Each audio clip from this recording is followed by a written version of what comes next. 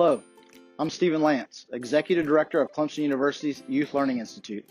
Today, I'm standing at Camp Long, where we began hosting summer camp in 1933. We've experienced a lot in the last 87 years, but the last few months have been unprecedented. We've seen many rhythms of our lives taken away. Schools were closed. Our favorite restaurants were forced into providing takeout orders. We waited months just to get a haircut. But all of those challenges are minor in comparison to those who are fighting for their lives or who've lost a loved one in this terrible virus. But we're beginning to see a light at the end of this tunnel and a return to normalcy, or at least a new normal is starting to appear. That new normal does include summer camp. It's just going to start a little later and it's going to look a little different.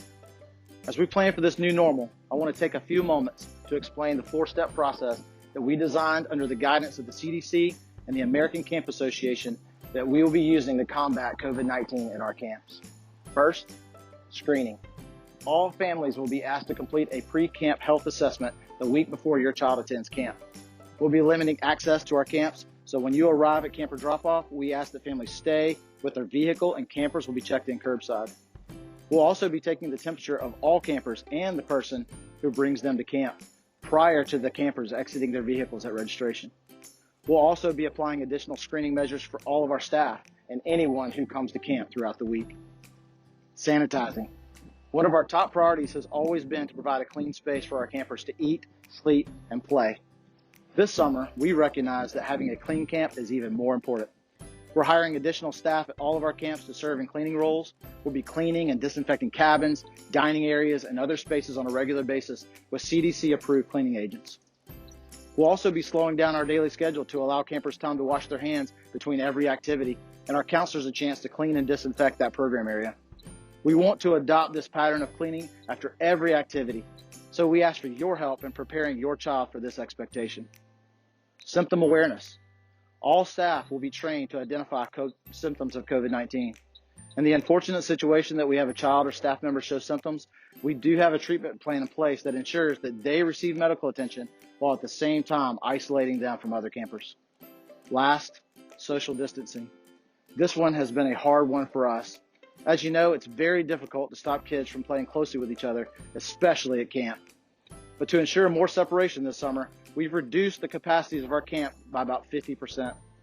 Additionally, when your child arrives at camp, they will be assigned to a household of 7 to 10 campers that will operate for the majority of the week independently of all the other groups at camp.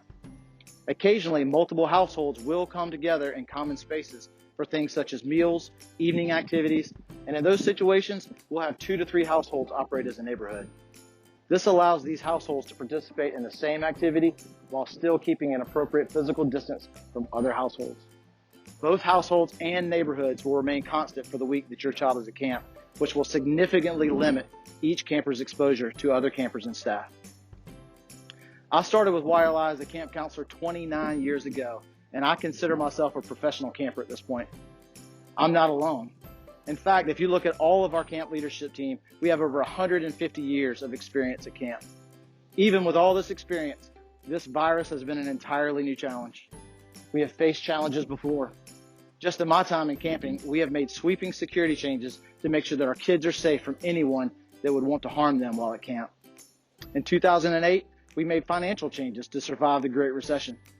And of course, in the summers of 2009 and 10, we responded to and made changes to our operations to combat the spread of H1N1 swine flu and the norovirus. In closing, we love summer camp. We believe in the power of summer camp to grow kids in their resiliency, their social competence, and independence. Put simply, we believe that summer camp helps kids reach their full potential. There is a light at the end of the tunnel, and summer camp will be here soon. We can't wait to see you this summer. Summer camp starts on June 28th. It's going to be great.